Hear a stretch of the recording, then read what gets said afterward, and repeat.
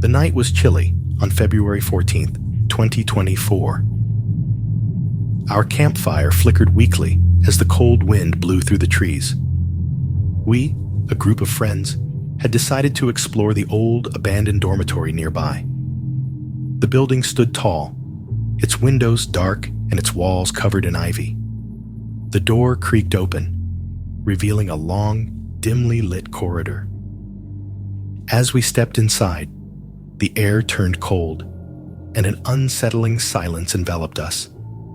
The corridor stretched out endlessly, lined with empty rooms. My heart raced as we ventured further.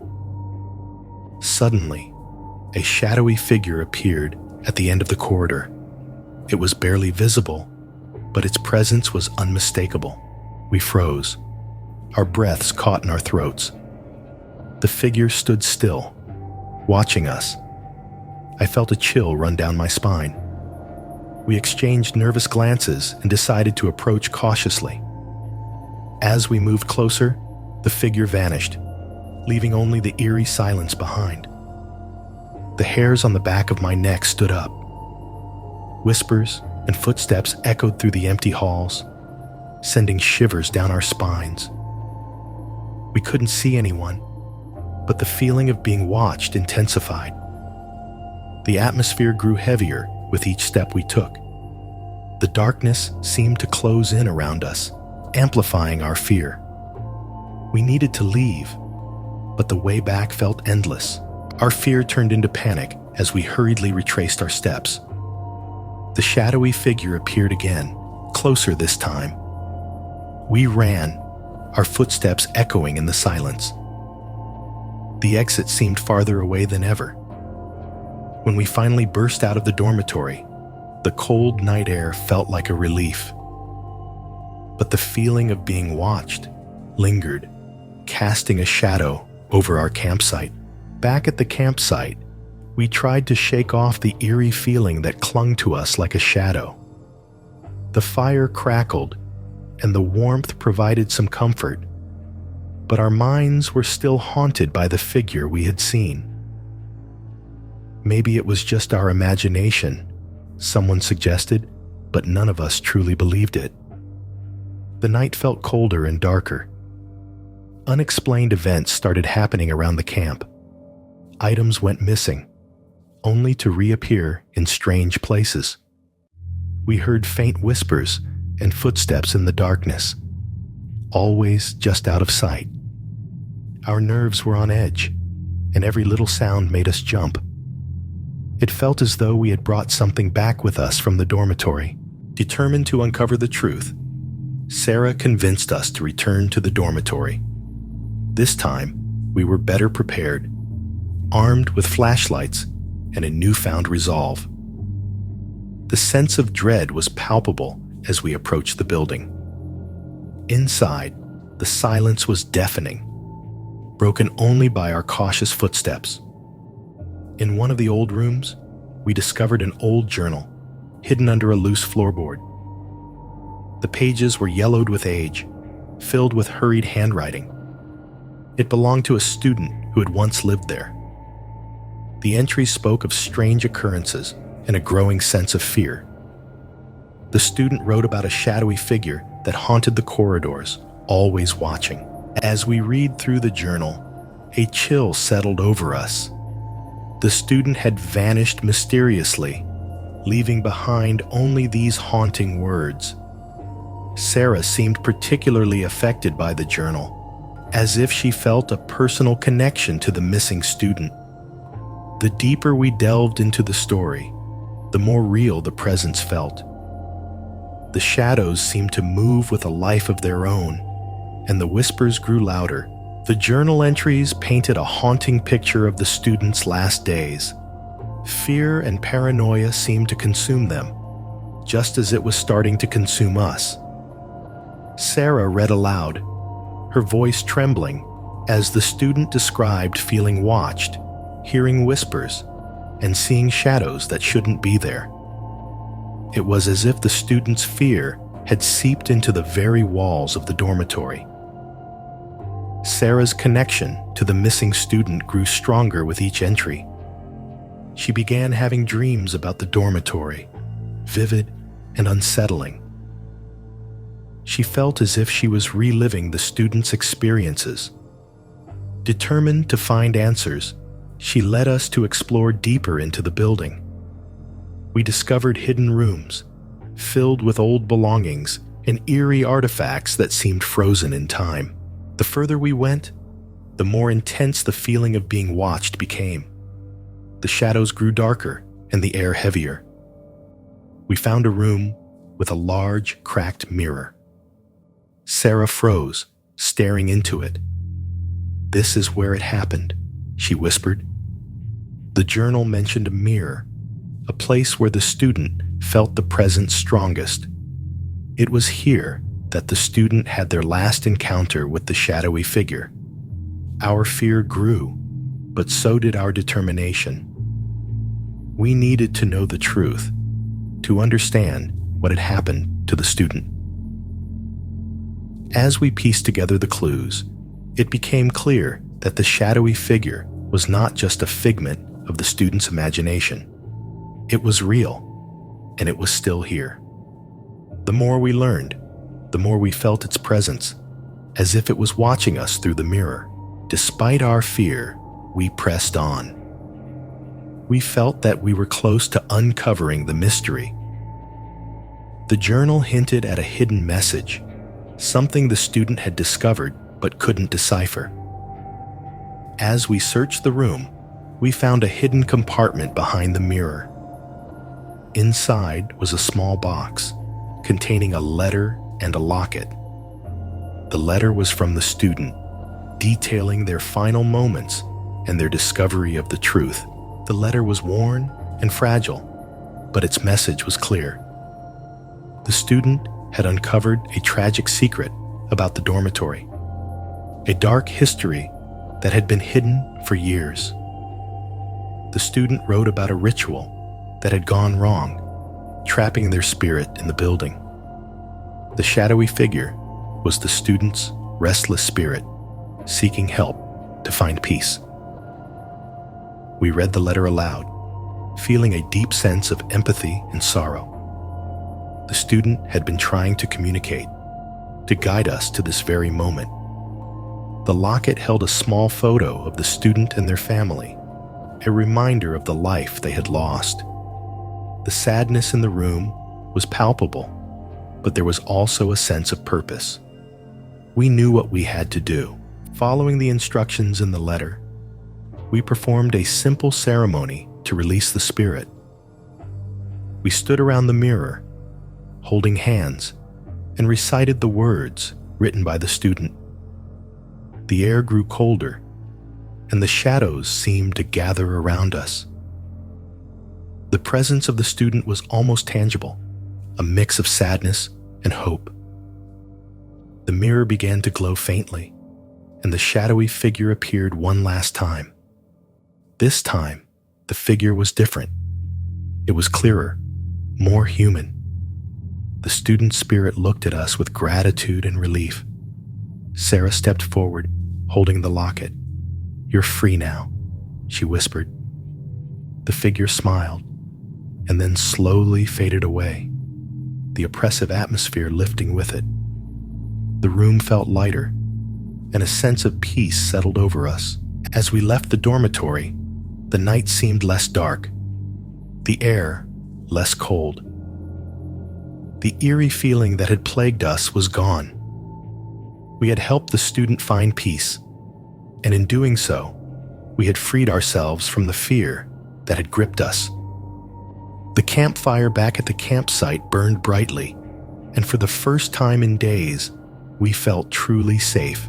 Back at the campsite, we gathered around the fire, feeling a sense of accomplishment and relief. The night seemed warmer, the darkness less intimidating. We talked about the experience, sharing our thoughts and feelings. The fear that had haunted us was replaced by a deep sense of connection and camaraderie. We had faced something truly terrifying and come out stronger. Sarah held the locket in her hand, looking at it thoughtfully. "I feel like we were meant to find this," she said, "to help that student find peace." We all nodded in agreement. The experience had changed us, made us more aware of the unseen forces around us. The night felt peaceful, and for the first time, we could truly relax. The following morning, we woke up to the sounds of birds chirping and the sun shining brightly. The oppressive atmosphere that had lingered around the camp was gone. As we packed up our things, we couldn't help but feel a sense of closure. The dormitory stood in the distance, no longer a source of fear, but a reminder of what we had accomplished. We had faced the unknown and emerged victorious. As we were about to leave, Sarah found a small token near the fire, a bracelet that belonged to the student. It felt like a final gesture of gratitude from the spirit we had helped. She put it on, feeling a sense of connection to the student and the experience we had shared. The bracelet was a reminder of the bond we had formed and the strength we had discovered within ourselves. Driving away from the campsite, we reflected on the journey. The fear and uncertainty had brought us closer together, and we knew that we would always carry the memory of that night with us. The shadows that once seemed so threatening now felt like a part of our past, something we had faced and conquered. We felt a sense of peace and accomplishment, knowing that we had made a difference. October 1st, 2021. The night was cool, and the moon cast an eerie glow over the abandoned campsite. I had decided to spend the weekend alone, seeking some solitude and adventure. The cabins were old and dilapidated, their wooden walls creaking in the wind. As I walked through the empty corridors, I couldn't shake the feeling that I was being watched. The first sign came when I saw a fleeting shadow at the end of the hallway. It moved quickly, disappearing into the darkness. My heart raced, and I felt a chill run down my spine. I tried to convince myself that it was just my imagination, but the sense of unease grew stronger. The silence was oppressive, broken only by the sound of my own footsteps. Determined to get to the bottom of the mystery, I set up cameras in the corridors to capture any evidence of the shadowy figure. I spent the night watching the footage, my eyes glued to the screen. When the figure finally appeared, it was more terrifying than I had imagined. Its form was indistinct, almost human, but not quite. The fear I felt was overwhelming, but I knew I couldn't turn back now. The figure on the footage haunted me. Its indistinct form seemed to flicker and waver, as if it were made of shadows. I couldn't tear my eyes away from the screen. The more I watched, the more I felt its presence, even when the screen was off. Determined to understand, I began investigating the history of the campsite, searching for any clues about the shadowy figure. The notebook provided some leads. It mentioned stories of previous campers experiencing similar events. These campers had written about feeling watched, hearing whispers, and seeing shadows. Each account ended abruptly, with the camper leaving or vanishing without a trace. The more I read, the more my fear grew. I wasn't alone in my experiences, and the implications were terrifying. As the days passed, my encounters with the shadow grew more frequent. It appeared in the corners of my vision, just beyond the reach of my flashlight. I set up more cameras, hoping to capture clearer footage, but each recording was more disturbing than the last. The shadow seemed aware of my attempts to document it, growing bolder and more aggressive. One night, while reviewing the footage, I noticed something strange. The shadow wasn't just a figure. It seemed to be following a pattern, moving with purpose. I replayed the footage over and over, trying to understand its movements.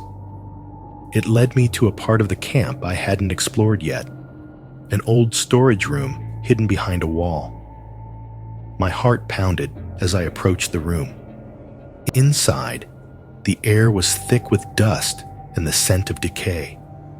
Old belongings were scattered around, remnants of the campers who had disappeared.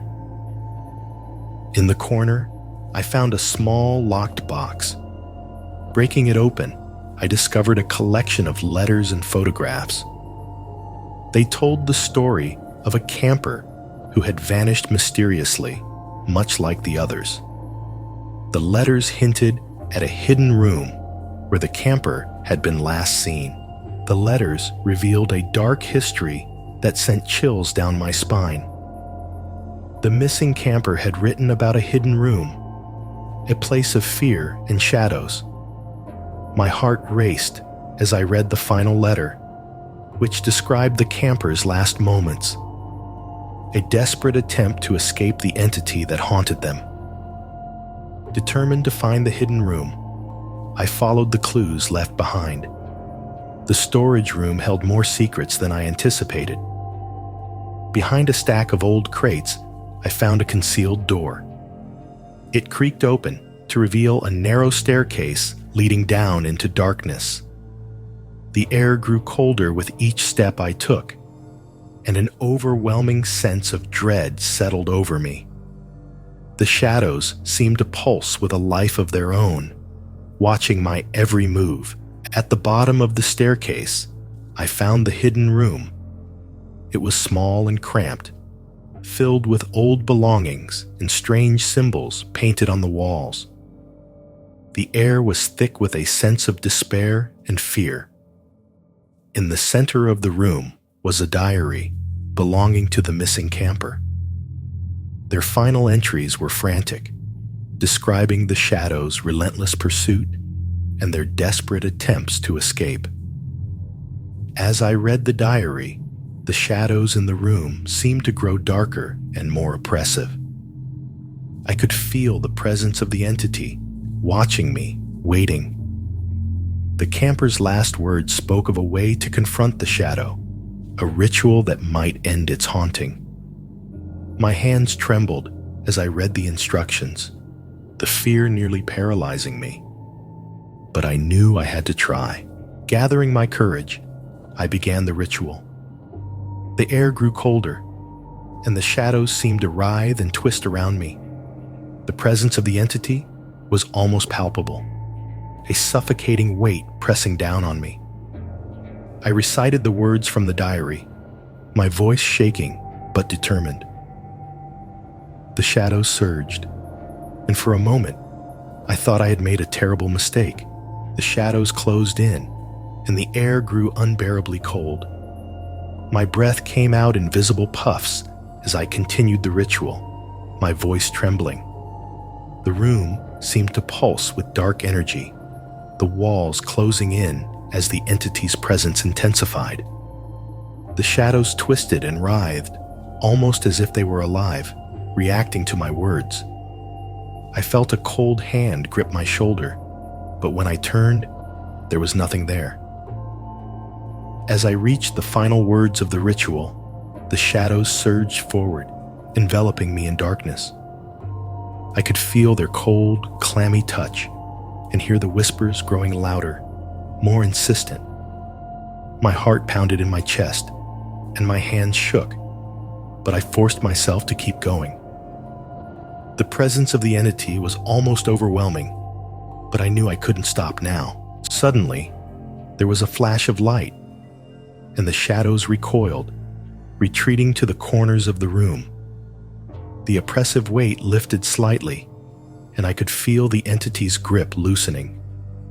The air grew warmer, and the whispers faded into silence. I took a deep breath, feeling a glimmer of hope. The ritual was working, and the entity was losing its hold. But just as quickly, the shadows surged back, more ferocious than before. The presence of the entity was almost suffocating, pressing down on me with renewed intensity. The room seemed to close in around me, the walls pulsating with dark energy. I could feel my strength waning, but I knew I had to finish the ritual. I recited the final words with all the determination I could muster. There was a moment of stillness, and then the shadows exploded outward, the entity's presence vanishing with a final, chilling whisper. The room was plunged into silence, the oppressive weight lifted. I fell to my knees, gasping for breath, feeling a sense of relief and exhaustion wash over me. The entity was gone, and the room felt empty, devoid of the malevolent presence that had haunted it. The silence in the room was deafening, a stark contrast to the chaos that had just occurred. I sat there, catching my breath, feeling a mix of relief and lingering fear. The shadows were gone, and the air felt lighter, but the memory of the entity's presence was still fresh in my mind. I stood up slowly, feeling a sense of accomplishment tinged with exhaustion. I examined the room one last time, making sure there were no lingering traces of the entity. The symbols on the walls seemed to have lost their power, fading into obscurity. The diary lay open on the floor, its pages filled with the camper's final words. I picked it up, feeling a connection to the person who had written it. Their fear and desperation had been real, and I had been able to help. As I made my way back up the narrow staircase, I couldn't shake the feeling that the entity's presence might still be lurking somewhere in the camp. The corridors were eerily silent, and the oppressive atmosphere had lifted, but the sense of being watched persisted. I knew that I had done everything I could, but the mystery of the shadowy figure still lingered in my mind. Back at my campsite, the night felt different. The oppressive weight was gone, but the experience had changed me. I couldn't help but wonder if the entity had truly been banished, or if it was just lying dormant, waiting for the right moment to return. The historian I had consulted had warned me that some mysteries were better left unsolved, and I couldn't help but agree. As I packed up my things, I felt a sense of closure, but also a lingering unease. The shadowy figure might have been banished, but its presence would always be a part of me. The notebook, the diary, and the hidden room were reminders of the fear and mystery that had haunted the camp. I knew I would never forget the experience, and it would always be a part of my story. Driving away from the camp, I couldn't shake the feeling that the shadows were still watching. The road stretched out before me, and the moon cast an eerie glow over the landscape. The mystery of the vanishing shadow remained unsolved, leaving me with more questions than answers. As I left the camp behind, I knew that some secrets would never be fully uncovered, and some shadows would always linger in the darkness. November 2nd, 2022. The night was cold, and the air was filled with the scent of damp earth and decaying leaves. Emily and her friends had decided to explore an old, abandoned camp known for its spooky legends. The corridors of the old dormitory were dark and silent, the only light coming from their flashlights. As they ventured deeper into the building, Emily couldn't shake the feeling of being watched. The first sign of something amiss came when they heard faint cries echoing through the hallways. The sound was distant and eerie, sending chills down their spines.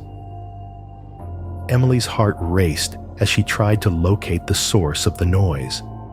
It seemed to come from everywhere and nowhere at once, an unsettling presence that lingered in the air. As they continued, Emily stumbled upon a dusty old diary lying on a shelf. The cover was worn, and the pages were yellowed with age. She opened it cautiously, revealing handwritten entries that spoke of strange occurrences and unexplainable events. The diary belonged to a camper named Lucy, who had written about feeling an overwhelming sense of fear and sadness. The deeper they delved into the dormitory, the stronger the feeling of being watched became.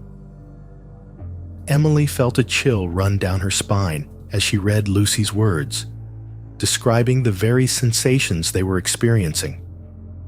The diary entries grew more frantic, filled with despair and a sense of impending doom.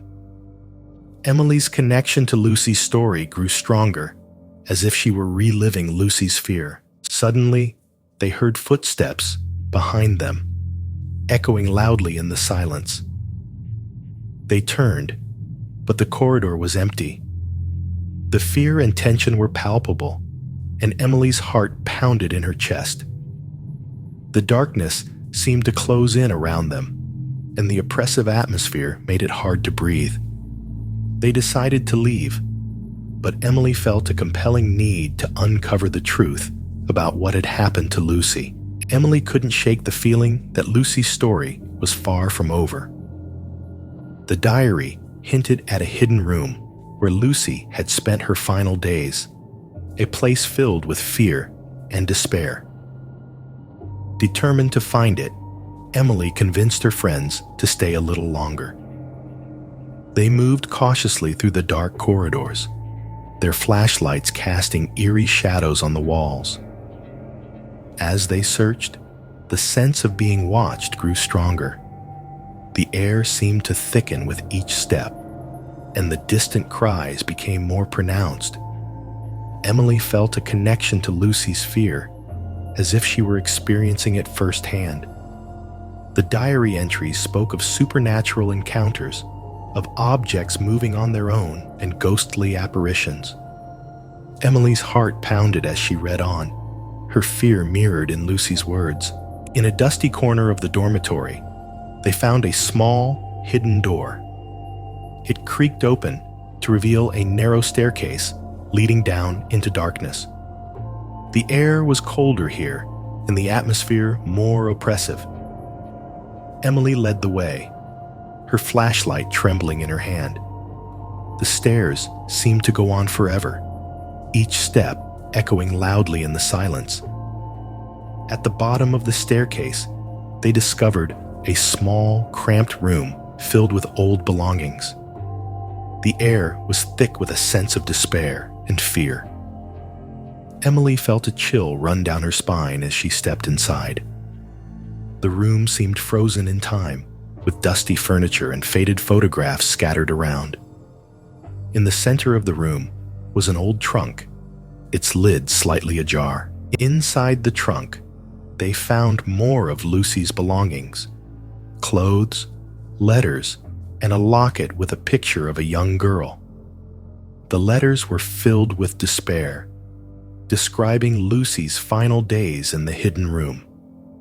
She wrote about feeling trapped, unable to escape the supernatural presence that haunted her.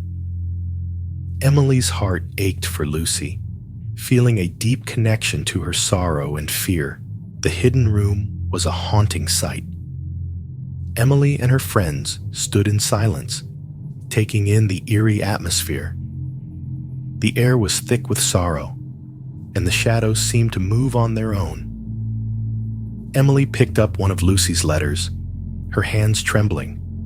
The words were filled with despair, recounting Lucy's final desperate attempts to escape the haunting presence. The more they read, the more Emily felt connected to Lucy.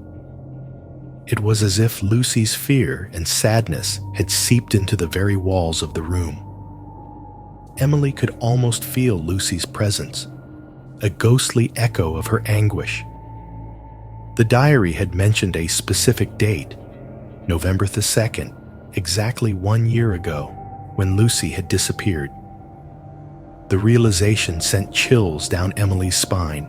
As they continued to explore the room, they found more clues to Lucy's fate. Hidden behind a loose brick, they discovered an old, rusted key. Emily felt a surge of hope. Perhaps this key would unlock the final piece of the puzzle. With renewed determination, they searched the room for a lock that might fit the key. The shadows seemed to close in around them, adding to the sense of urgency. The key fit a small, hidden compartment in the wall. Inside, they found a journal, its pages filled with Lucy's final entries. The writing was frantic, the words almost illegible. Lucy described her last moments, filled with fear and desperation. She wrote about a haunting presence that seemed to follow her, always watching, never letting her escape. Emily's heart ached as she read the final, heartbreaking entry. Emily felt a deep sense of sadness and responsibility. She knew they had to help Lucy find peace. The journal hinted at a way to release Lucy's spirit, a ritual that might end the haunting. Emily shared her findings with her friends, and together they prepared to perform the ritual. The air grew colder, and the shadows seemed to grow darker, as if sensing what was about to happen. The room grew colder as Emily and her friends prepared for the ritual. The air was thick with anticipation and fear. They gathered the items mentioned in Lucy's journal: a candle, a piece of chalk, and a photo of Lucy from the locket. Emily's hands trembled as she drew a circle on the floor with the chalk, following the instructions meticulously. The candle flickered, casting eerie shadows on the walls. Emily placed the photo of Lucy in the center of the circle and lit the candle. The flame danced, casting an ethereal glow. They joined hands, standing around the circle, and began to recite the words from the journal. The atmosphere grew heavier, and the shadows seemed to pulse with dark energy. As they chanted, the temperature in the room plummeted. Their breaths came out in visible puffs, and an oppressive silence fell over them. The shadows grew darker, closing in around the circle. Emily felt a presence, a cold, watching entity. Her heart pounded, but she kept chanting, her voice steady despite the fear that gripped her. Suddenly, the candle's flame flared brightly, and the shadows recoiled. A cold wind swept through the room, and the oppressive presence seemed to waver. Emily felt a surge of hope. The ritual was working. The shadows twisted and writhed, as if trying to resist, but the chanting grew louder, stronger. The presence felt less overwhelming, its grip loosening. Then, with a final, chilling whisper, the shadows dissolved into the darkness.